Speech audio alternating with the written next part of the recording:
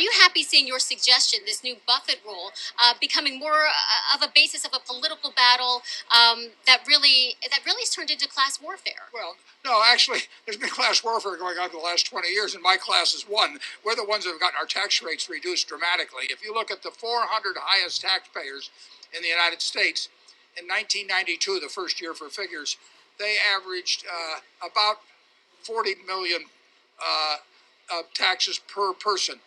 In the most recent year, they were 200 of income per person. Most recent year, they were 227 million per person, 5 for 1. During that period, their taxes went down from 29% to 21% of income. So if there's class warfare, the rich class is one. Tax the rich. I also want to thank the town of Van Horn. This is a small and amazing little town. We're making a dent in it. And we appreciate you for allowing us to be part of your town. And then I want to thank every Amazon employee and every Amazon customer, because you guys paid for all of this. So tax the rich. No one deserves to have that much money, right? I mean, that's not like, I think if you do something that's good, you get rewarded, but I do think some of these, some of the wealth that can be accumulated is unreasonable. Tax the rich. Offer me money. Offer me power. I don't care. So you just don't care. You want to share what you have to say. I'll say what I want to say, and if the consequence of that is losing money, so be it. It is becoming clearer and clearer that the ultra-rich are hoarding society's resources and are stealing the productivity of the labor of the everyday people, all the while losing touch with what it actually means to function in this beautiful world. Elon Musk has said that he has so much money that he doesn't even know what money is anymore. I'll tell you what money is. Money is the rent that is due at the end of the month. Money are the groceries that need to be bought in order to feed our families. Warren Buffett, 20 or 30 years ago, started warning us that the ultra-rich were enacting class warfare, and that society wasn't aware of it, but the ultra-rich were already winning. We're finally starting to see a time where we are waking up as a people. It is time to tax the rich. How are we going to pay for all of the things we need in society? It's going to be through taxing the people that have been stealing from us. When we have a literal space cowboy, Jeff Bezos getting up there and thanking us for paying for him to be a kid in a rocket ship. But instead of being a kid in a rocket ship, he's a billionaire with a space or a cowboy hat on, thanking his Amazon workers that are on food stamps for paying for him to own his own space fleet. When we have billionaire after billionaire being so bored that they just make space programs in their spare time, it's time to start asking ourselves if we deserve more for the fruits of our labor. It is actually cheaper to have a universal healthcare system than it is to have our for-profit system that rips us off and price gouges at every level. It's actually cheaper to solve issues like homelessness than to slap Band-Aid after Band-Aid on it and just let people suffer on the street. Society is better when we address these issues. However, that does not fit the narrative of this class warfare that has been launched against us. The reason that now is the time for us to stand up and make sure that we are not undervalued is because with automation, robotics, and artificial intelligence, the one thing that we have to bargain with, our time and labor, is at risk of not being necessary anymore. These automated tasks have been trained off of our labor. They've been trained off of our information, the data that we have helped to collect, and then they stole from us. They took everything that society has been working for, and they trained AI models in order to be able to do the things that we used to.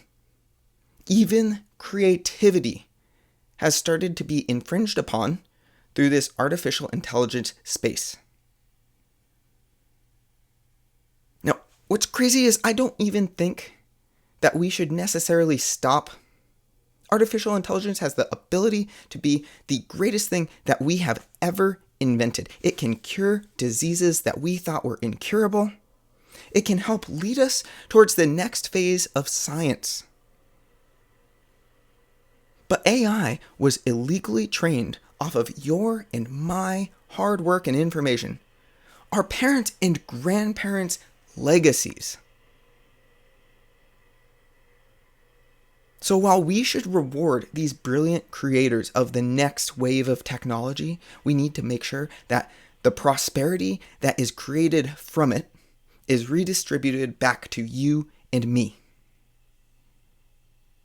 That is done by taxing the rich, by making sure that the owners of these companies and technology start putting the society that they operate in first. We have a literal legal obligation in the United States to put shareholders first before anyone else. But companies do not calculate in their profits the societal costs, the environmental costs of doing business. They leave that to the taxpayers to pay for.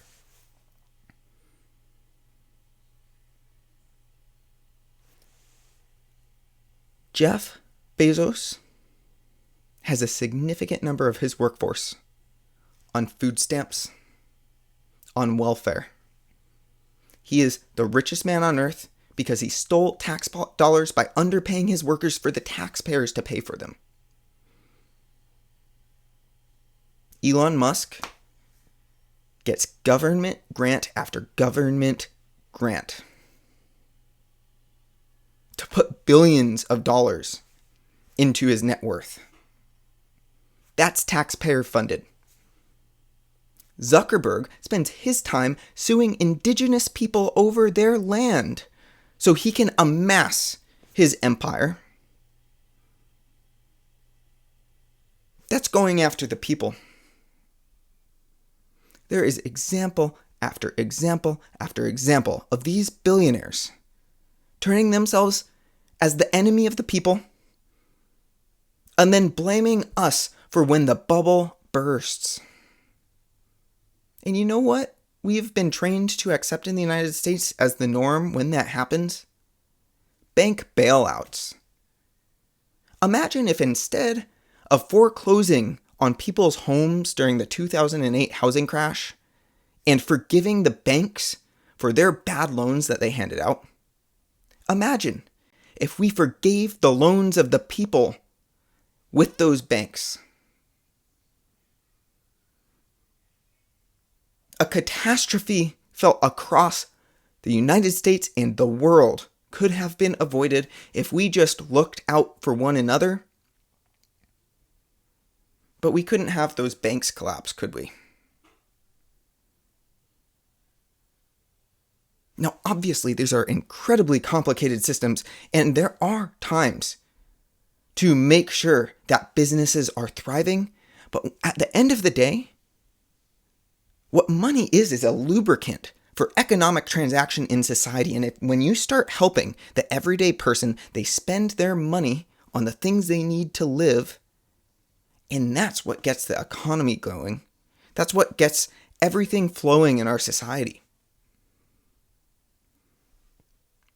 We need to tax the rich. There are social programs that create a better society that can be paid for, and every time that we push for things like those programs, society is better off.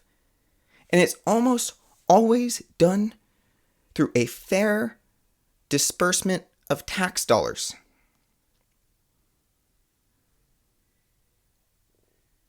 Warren Buffett continues to warn us that the uber rich, including him, are against the people. They are seeing the biggest levels of tax write-offs, of tax incentives, of just a cut to their net taxes overall that we have ever seen. $1 trillion was cut from Medicaid funding, and $1 trillion was given to billionaires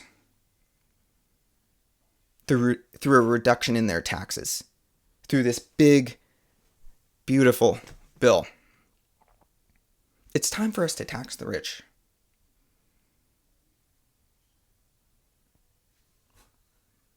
If you made it this far in the video, please like and subscribe. I really appreciate your time.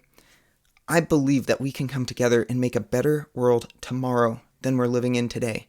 But it's going to take you and me coming together and creating a movement in order to see a better world tomorrow than we are living in today.